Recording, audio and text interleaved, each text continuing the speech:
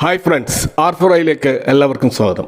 ഇന്ന് നമ്മുടെ market അവധിയാണെങ്കിലും global മാർക്കറ്റുകളൊക്കെ ഇപ്പോഴും ട്രേഡിംഗ് നടന്നുകൊണ്ടിരിക്കുകയാണ്. അപ്പോൾ നമ്മുടെ മാർക്കറ്റ് യഥാർത്ഥത്തിൽ ഈ മാസം ട്രേഡിംഗ് ഡേ വളരെ കുറവാണ്. 3 ദിവസങ്ങൾ അവധിയാണ്. അപ്പോൾ ഇന്നത്തെ ഹോളിയുടെ ഈ ഒരു അവധി കൂടാതെ മാർച്ച് 26 രാമനവമി പ്രമാണിച്ചിട്ടുള്ള അവധിയും അതുപോലെ മാർച്ച് 31 മഹാവീർ ജയന്തിയുമായി ബന്ധപ്പെട്ട അവധിയുമുണ്ട്. അപ്പോൾ ഇന്നലെ നമ്മൾ മാർക്കറ്റിൽ കണ്ടത് മാർക്കറ്റ് ക്ലോസിങ്ങിന് ശേഷം ഗ്ലോബൽ ഇൻഡെക്സുകളൊക്കെ നന്നായിട്ട് തിരിച്ചടി നേരിട്ടതായിട്ട് നമുക്ക് മൊത്തത്തിൽ കാണാൻ കഴിയും. അപ്പോൾ ഈ ഒരു മിഡിൽ ഈസ്റ്റ് ക്രൈസിസ് ഉണ്ടാക്കിയിട്ടുള്ള ഈ ശക്തമായ സെൽ ഓഫ് അത് US മാർക്കറ്റിനെ വലിയ തോതിൽ ബാധിച്ചിട്ടില്ല. പക്ഷേ മറ്റ് യൂറോപ്യൻ ഏഷ്യൻ മാർക്കറ്റുകൾ വലിയ തോതിൽ താഴേക്ക് പോയിട്ട് കാണാൻ കഴിയും. ഇതേപോലെ ഈ ഒരു യുദ്ധം നേരിട്ട് ബാധിക്കുന്ന ചെറിയ ചെറിയ സ്റ്റോക്ക് എക്സ്ചേഞ്ചുകളൊക്കെ അടച്ചിടുകയോ നിയന്ത്രിക്കുകയോ ചെയ്തിട്ട് കാണാം. ഇപ്പോൾ ഉദാഹരണത്തിന് UAEയുടെ അബുദാബി സെക്യൂരിറ്റീസ് എക്സ്ചേഞ്ച്, ദുബായിയുടെ ഫൈനാൻഷ്യൽ മാർക്കറ്റ്, ഇത് രണ്ടും മാർച്ച് 2-നും 3-നും അടച്ചിടുകയാണ് ഉണ്ടായിട്ടുള്ളത്. ഇതേപോലെ തന്നെ നേരിട്ട് യുദ്ധത്തിൽ പങ്കെടുക്കുന്ന ഇസ്രായേലും ഇറാനും അവരുടെ ലോക്കൽ സ്റ്റോക്ക് എക്സ്ചേഞ്ചുകൾ കടുത്ത നിയന്ത്രണത്തോടെയാണ് ട്രേഡിംഗ് അനുവദിച്ചിട്ടുള്ളത്.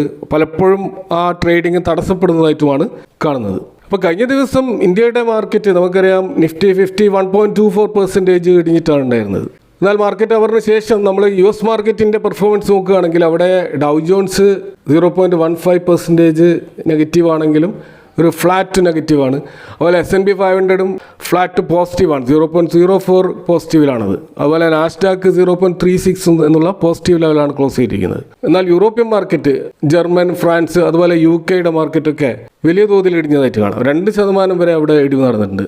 ഇപ്പോൾ ഇന്ത്യയെക്കാളും വലിയ ഇടിവ് ഈ സ്റ്റോക്ക് മാർക്കറ്റിലൊക്കെ ഉണ്ടായിട്ടുണ്ട്. അതുപോലെ നിക്കിയിൽ 2% കൂടുതൽ ഇടിവുണ്ടായി. അതേപോലെ കൊറിയയുടെ കോസ്പിയിലും വമ്പിച്ച ഇടിവുണ്ടായി. ഇതേപോലെ തന്നെ ഷാങ്ഹായ്, ഹാങ്സെങ് പോലെയുള്ള ചൈനീസ് റിലേറ്റഡ് ഇൻഡെക്സുകളിലും വമ്പിച്ച നെഗറ്റീവ് ക്ലോസിംഗ് ആണ് നമ്മൾ കാണുന്നത്. അപ്പോൾ ഗ്ലോബൽ മാർക്കറ്റുകളൊക്കെ വലിയ തോതിൽ ഇടിഞ്ഞിട്ടുണ്ടെങ്കിൽ US മാർക്കറ്റിൽ ആ ഇടിവ് വലിയ തോതിൽ ബാധിക്കുന്നില്ല എന്നുള്ളത് നമ്മൾ ശ്രദ്ധിക്കേണ്ട ഒരു കാര്യമാണ്. അപ്പോൾ ഇതിൻ്റെ ഒരു കാരണമായിട്ട് കാണുന്നത് നമുക്കറിയാം, ഈ യുദ്ധത്തിൻ്റെ ഏറ്റവും ശ്രദ്ധ-കേന്ദ്രമായി നിൽക്കുന്ന ഒരു കാര്യം ക്രൂഡ് ഓയിൽ പ്രൈസാണ്.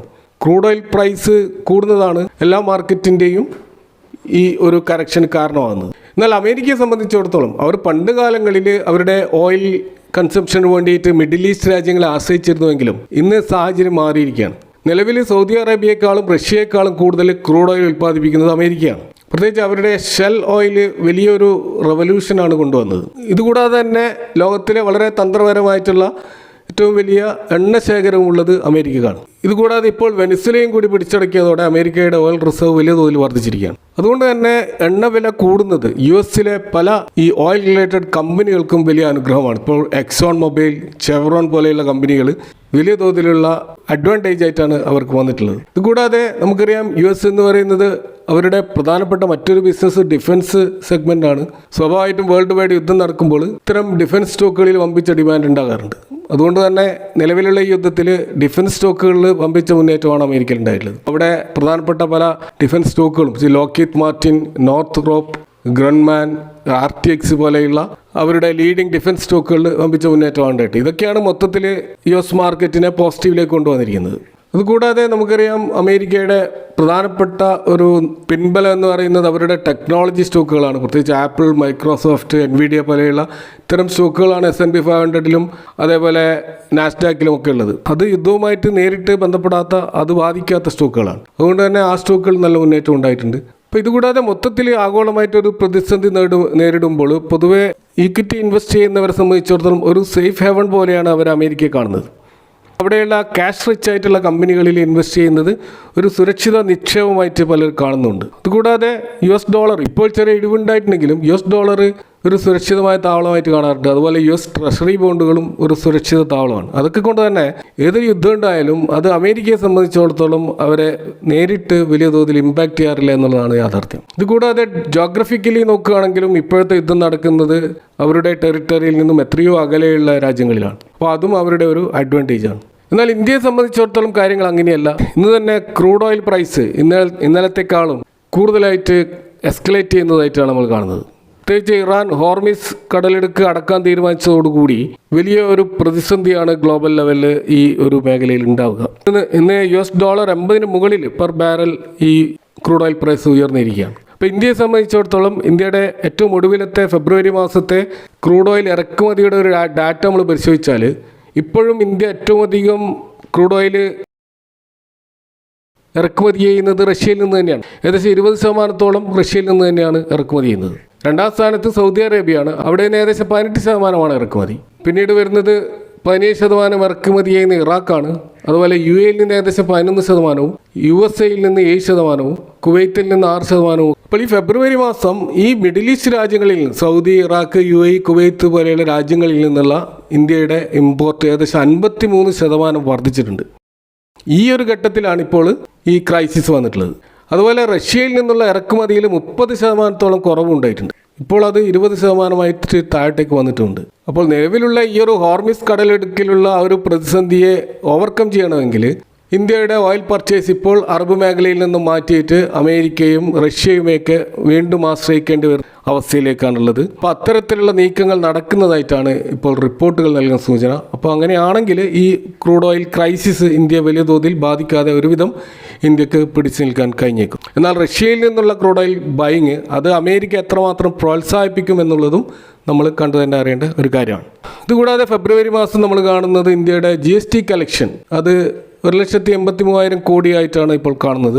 ഇയർ ഓൺ ഇയറിൽ 8.1% ഒരു വർധനമാണ് അവിടെ ഉണ്ടായിട്ടുള്ളത്. അപ്പോൾ ഈ ഒരു GST വർധനവിൽ പ്രധാന കോൺട്രിബ്യൂഷൻ നടന്നിട്ടുള്ളത് ഇമ്പോർട്ട് റവന്യൂ ആണ്. അതായത് വിദേശത്ത് നിന്ന് സാധനങ്ങൾ ഇറക്കുമതി ചെയ്യുമ്പോഴുള്ള ആ ഒരു GST ആണ് ഏറ്റവും കൂടുതൽ വർദ്ധിച്ചിട്ടുള്ളത്. അത് 17.2%. എന്നാൽ ഡൊമസ്റ്റിക് ആയിട്ടുള്ള നമ്മുടെ GST കളക്ഷൻ 5.3% വർധനമാണ് ഉള്ളത്. എങ്കിൽ പോലും GST റേഷണലൈസേഷൻ കാരണം വരുമാനം നഷ്ടപ്പെടുമെന്ന് കരുതിയിരുന്ന സ്ഥാനത്താണ് ഇപ്പോൾ ഈ GST ഡിസ്കൗണ്ടുകൾ നമ്മുടെ കളക്ഷനെ ബാധിച്ചിട്ടില്ല എന്ന് ഇവിടെ നിന്നും മനസ്സിലാക്കാം. കാരണം അവിടെ GST കുറഞ്ഞത് കാരണം വലിയ തോതിലുള്ള കൺസംഷൻ വർദ്ധിച്ചത് GST കളക്ഷൻ ഉയർത്താൻ സഹായിച്ചിട്ടുണ്ട്. ഇതേപോലെ തന്നെ കഴിഞ്ഞ ഫെബ്രുവരി മാസത്തെ ഓട്ടോ സെയിൽസ് ഡാറ്റകളും സൂചിപ്പിക്കുന്നത് വളരെ പോസിറ്റീവായിട്ടുള്ള കാര്യങ്ങളാണ്. ഇപ്പോൾ 4 വീലേഴ്സിൻ്റെ സെയിൽസിൽ നമ്മൾ നോക്കുകയാണെങ്കിൽ മാരുതിയുടെ സെയിൽസ് 7% വർദ്ധിച്ചിട്ടുണ്ട്. ടാറ്റ മോട്ടോഴ്സിൻ്റെ പാസഞ്ചർ വെഹിക്കിൾസിന് 35% വർധനമാണ് ഉണ്ടായിട്ടുള്ളത്. അപ്പോൾ ഏറ്റവും അധികം മുന്നേറ്റം നടത്തിയിട്ടുള്ളത് ടാറ്റ മോട്ടോഴ്സ് കമ്പനികളാണെന്ന് കാണാം. അതുപോലെ മഹീന്ദ്ര ആൻഡ് മഹീന്ദ്രയുടെ സെയിൽസിൽ 18% വർധനമുണ്ട്. അതുപോലെ 2 വീലർ സെഗ്മെൻറ്റിലേക്ക് വന്നാൽ TVS മോട്ടോഴ്സ് 31% വർധനവും, ബജാജ് ഓട്ടോ 27% വർധനവും, ഐഷർ മോട്ടോഴ്സിൻ്റെ മോട്ടോർ സൈക്കിൾ 11% വർധനവുമാണ് രേഖപ്പെടുത്തിയത്. അതുപോലെ കമേഴ്ഷ്യൽ വെഹിക്കിളായിട്ടുള്ള ട്രക്ക്, ബസ്സുകളൊക്കെ നോക്കുകയാണെങ്കിൽ ടാറ്റ മോട്ടോഴ്സ് 37%, അവിടെയും അവർ മുന്നിട്ട് നിൽക്കുകയാണ്. Eicher Motors 23%, Ashok Leyland 28%, Escorts Kubota 20%, SML Mahindra 17% എന്ന രീതിയിലാണ് ഫെബ്രുവരി മാസത്തെ അവരുടെ ഇയർ ഓൺ ഇയർ സെയിൽസ് നൽകുന്ന സൂചന. അപ്പോൾ നമുക്കറിയാം കഴിഞ്ഞ ദിവസങ്ങളിൽ വന്നിട്ടുള്ള 3 ഡാറ്റകളും ഇന്ത്യയെ സംബന്ധിച്ചിടത്തോളം വളരെ പോസിറ്റീവാണ്. ഇപ്പോൾ GDP ഡാറ്റ, ഇപ്പോൾ പറഞ്ഞ GST കളക്ഷൻ, അതുപോലെ ഓട്ടോ സെയിൽസ് ഡാറ്റ. ഇതിൻ്റെയൊക്കെ അടിസ്ഥാനത്തിൽ നമ്മളെ മാർക്കറ്റ് നല്ല രീതിയിലേക്ക് മുന്നോട്ടേക്ക് പോകേണ്ട പോസിറ്റീവായിട്ടുള്ള ക്യൂസാണ് ഇതൊക്കെ. പക്ഷേ നിലവിലെ ഈ ഒരു യുദ്ധ സാഹചര്യം എല്ലാ ഡാറ്റകളെയും മായ്ച്ചു കളഞ്ഞുകൊണ്ട് മാർക്കറ്റിനെ താഴത്തേക്ക് കൊണ്ടുവരികയാണ്. അപ്പോൾ അതിൽ നിന്ന് നമ്മൾ മനസ്സിലാക്കേണ്ട ഒരു കാര്യം, ഇത്തരത്തിലുള്ള ഡൊമസ്റ്റിക് ആയിട്ടുള്ള പോസിറ്റീവ് കാര്യങ്ങൾ ഉള്ളത് കൊണ്ട് തന്നെ ഏത് സമയവും അനുകൂലമായ ഒരു സാഹചര്യം വരുമ്പോൾ മാർക്കറ്റ് തിരിച്ചു കയറാം. അപ്പോൾ അതുകൊണ്ട് തന്നെ ഇപ്പോൾ ഉള്ള യുദ്ധവുമായി ബന്ധപ്പെട്ട് വന്നിട്ടുള്ള ഈ ഒരു ഫോള് ഇത് യഥാർത്ഥത്തിൽ ഒരു നല്ലൊരു അവസരമായിട്ടാണ് ഇൻവെസ്റ്റേഴ്സ് കാണേണ്ടത്. കാരണം ഹിസ്റ്റോറിക്കലി നമ്മൾ നോക്കുമ്പോൾ ഇതേപോലുള്ള യുദ്ധങ്ങൾ പലപ്പോഴും നടന്നിട്ടുണ്ട്. ആ സമയത്തൊക്കെയുള്ള ഒരു ഹിസ്റ്ററി നമ്മൾ പരിശോധിച്ചാൽ 1999 കാർഗിൽ യുദ്ധം നടന്നത്. അന്ന് മാർക്കറ്റ് 1% മുതൽ 8% വരെ താഴത്തേക്ക് പോയിരുന്നു. എന്നാൽ ഒരു മാസത്തിനുള്ളിൽ 16% മാർക്കറ്റ് തിരിച്ചു കയറിയത്. അതേപോലെ 2003 നടന്ന US ഇറാഖ് യുദ്ധം, ആ സമയത്ത് 10% മാർക്കറ്റ് താഴത്തേക്ക് പോയിരുന്നു. എന്നാൽ 3 മാസത്തിനുള്ളിൽ ഈ താഴോട്ട് വീഴ കംപ്ലീറ്റ് പോയിന്റുകളും നിഫ്റ്റി തിരിച്ചു പിടിച്ചതായിട്ട് കാണാം. അതുപോലെ 2022 നടന്ന റഷ്യ ഉക്രൈൻ യുദ്ധത്തിൻ്റെ ആദ്യത്തെ ദിവസം ഏകദേശം 4.7% മാർക്കറ്റ് ഇടിഞ്ഞിരുന്നു. എന്നാൽ അത് 15 ദിവസത്തിനുള്ളിലായിട്ട് വീണ്ടും റിക്കവർ ചെയ്ത് സ്റ്റേബിൾ ആയതായിട്ട് കാണാം. ഇതേപോലെ ഏറ്റവും ഒടുവിൽ നടന്ന ഈ 2023 ഇസ്രായേൽ ഹമാസ് യുദ്ധം, അതിൻ്റെ ആ ദിവസം 3% മുതൽ 5% വരെ മാർക്കറ്റ് ഇടിഞ്ഞിരുന്നു. എന്നാൽ 2 മാസത്തിനുള്ളിലാണ് നിഫ്റ്റി അതിൻ്റെ ഓൾ ടൈം ഹൈയിലേക്ക് തിരിച്ചെത്തിയത്. അപ്പോൾ ഈ ഹിസ്റ്റോറിക്കലായിട്ടുള്ള ഇത്തരം കണക്കുകൾ നമ്മൾ നോക്കുമ്പോൾ മനസ്സിലാകുന്ന ഒരു കാര്യം, ഈ ഏതൊരു യുദ്ധമായാലും ഷോർട്ട് ടേമിൽ ഒരു 5% മുതൽ 10% വരെ മാർക്കറ്റ് ഒരു പക്ഷേ ഇടിഞ്ഞേക്കാം. എന്നാൽ 20 മുതൽ 40 വരെയുള്ള ഒരു ട്രേഡിംഗ് ഡേയ്സിനുള്ളിലായിട്ട് ഏകദേശം 1 മാസം മുതൽ 2 മാസത്തിനുള്ളിലായിട്ട് ഈ നഷ്ടം മുഴുവൻ മാർക്കറ്റ് തിരിച്ചു പിടിക്കുന്നതായിട്ടാണ് അനുഭവങ്ങൾ തെളിയിക്കുന്നത്. അപ്പോൾ നിലവിൽ ഇപ്പോഴത്തെ ഈ US ഇറാൻ ഈ ഒരു സംഘർഷം, അത് കാരണം ഇപ്പോൾ 1.24% നിഫ്റ്റി ഇടിഞ്ഞതെങ്കിലും ഒരുപക്ഷെ വരും ദിവസങ്ങളിൽ ഈ വാർ എസ്കലേറ്റ് ചെയ്യുകയാണെങ്കിൽ, നിലവിലുള്ള അവസ്ഥയിൽ നിന്നും കൂടുതൽ ഡാമേജുകൾ അത് ഉണ്ടാക്കുകയാണെങ്കിൽ, അത് ക്രൂഡ് ഓയിൽ പ്രൈസിനെ $100 പെർ ബാരലൊക്കെ കൊണ്ടുപോവുകയാണെങ്കിൽ വിപണി ഇനിയും താഴോട്ടേക്ക് വന്നേക്കാം. എന്നാൽ ഈ യുദ്ധം ഒരു മാസത്തിൽ കൂടുതൽ നീളാനുള്ള സാധ്യതയില്ല എന്നാണ് പൊതുവെ നമുക്ക് റിപ്പോർട്ടുകളിൽ നിന്ന് മനസ്സിലാക്കാൻ കഴിയുന്നത്. അങ്ങനെയാണെങ്കിൽ ഏകദേശം ഏപ്രിൽ മാസം ആകുമ്പോഴത്തേക്ക് തന്നെ നിലവിലുള്ള ഈ ഒരു തകർച്ചയിൽ നിന്നും നിഫ്റ്റി തിരിച്ചു കയറിയേക്കും. അപ്പോൾ അതുകൊണ്ട് തന്നെ ഈ ഒരു അവസരം ബൈ ഓൺ ഡിപ്സ് ആയിട്ട് അക്യുമുലേറ്റ് ചെയ്യാനുള്ള ഒരു അവസരമായിട്ടാണ് പൊതുവെ സ്മാർട്ട് ഇൻവെസ്റ്റേഴ്സ് ശ്രമിക്കാറുള്ളത്. അപ്പോൾ ഇത്തരത്തിലുള്ള ഗ്ലോബൽ ക്രൈസിസ് കാരണം നിലവിലിപ്പോൾ നമ്മൾ കാണാൻ കഴിയും ലാർജ് ക്യാപ്പ് ആയിട്ടുള്ള ബ്ലൂ ചിപ്പ് സ്റ്റോക്കുകൾ പലതും അതിൻ്റെ ഓവർ സോൾഡ് സോണിലേക്ക് വന്നിരിക്കുകയാണ്. ഓവർ സോൾഡ് സോൺ എന്ന് പറയുമ്പോൾ RSI അഥവാ റിലേറ്റീവ് സ്ട്രെങ്ത് ഇൻഡെക്സ് അത് 30 താഴെ പോകുമ്പോഴാണ് നമ്മളത് ഓവർ സോൾഡ് ലെവലിലേക്ക് പോയി എന്ന് പറയാറുള്ളത്. അപ്പോൾ ഓവർ സോൾഡ് സോണിലേക്ക് ഒരു സ്റ്റോക്ക് പോകുമ്പോൾ തീർച്ചയായിട്ടും അവിടെ ഒരു ബൈയിങ് ഇൻട്രസ്റ്റ് ഉണ്ടാവാറുണ്ട്. കാരണം അവിടെ മാക്സിമം സെല്ലിങ് നടന്നു കഴിഞ്ഞു. അപ്പോൾ അത്തരം ഘട്ടത്തിൽ ഈ ഓഹരികൾ റീബൗണ്ട് ചെയ്യാറുമുണ്ട്. എന്നാൽ ഈ ഓവർ സോൾഡ് സോണിലേക്ക് കുറേ ദിവസങ്ങളോളം കടന്നെന്നും വരാം. അപ്പോൾ അത്തരത്തിൽ ഇപ്പോൾ ഓവർ സോൾഡ് സോണിലേക്ക് പോയിട്ടുള്ള ചില സ്റ്റോക്കുകൾ നോക്കുകയാണെങ്കിൽ ഒന്ന് HDFC ബാങ്കാണ്. ഇന്ത്യയിലെ ഏറ്റവും വലിയ സ്വകാര്യ ബാങ്കായിട്ടുള്ള HDFC ബാങ്ക് ഇപ്പോൾ വലിയ സെല്ലിംഗ് പ്രഷറിലാണുള്ളത്. അതിൻ്റെ 52 വീക്ക് ഹൈയിൽ നിന്നും ഏകദേശം 15% ഇപ്പോൾ താഴത്തേക്ക് വന്നിട്ടുള്ളത്. അപ്പോൾ ഇതിൻ്റെ RSI ഇപ്പോൾ 29.48 എന്ന ലെവലാണ്. മറ്റൊരു സ്റ്റോക്ക് TCS ആണ്. IT മേഖലയിലുള്ള മാർക്കറ്റ് ലീഡിംഗ് കമ്പനിയായിട്ടുള്ള TCS അതിൻ്റെ 52 വീക്ക് ലോയോട് അടുത്താണ് ഇപ്പോൾ നിൽക്കുന്നത്. RSI ഇപ്പോൾ 28.63 എന്ന ലെവലാണ്. മറ്റൊരു IT ജയൻറ്റ് കമ്പനിയായിട്ടുള്ള ഇൻഫോസിസും വലിയ തോതിലുള്ള സെല്ലിംഗ് പ്രഷറാണ് ഇപ്പോൾ നേരിട്ടുകൊണ്ടിരിക്കുന്നത്.